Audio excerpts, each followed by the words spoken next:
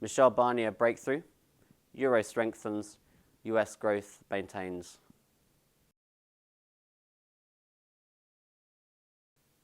Good morning and welcome to this week's Rational Thinking, whereby I'll be going over the main drivers which have been influencing the currency markets over the past week. So first we're going to talk about the pound, which had a fantastic week following Michel Barnier's comments. Sterling strengthened as much as 1% against its major counterparts after Barnier spoke, saying that the UK and the EU could form an unprecedented relationship following the Brexit divorce. Dominic Raab, who's the new UK Brexit Secretary, followed the comments and said that he felt a deal was close. This was seen as being hugely positive for the pound, and we saw the pound strengthen against most of its peers. So now on to the single currency, which also had a great week last week, following Peter Prayer's comments.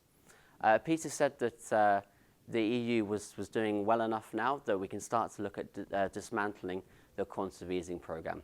So he spoke about the bond purchases which we're seeing at the moment and the ultra-low interest rates, and said that these will be gradually monitored.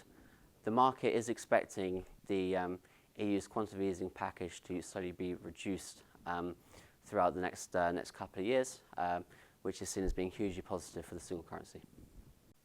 And finally, on to the US dollar, which released its headline growth figure last week. The figure showed that growth over the past quarter has been strong, and that we expect the US to be on track for Trump's 3% growth target.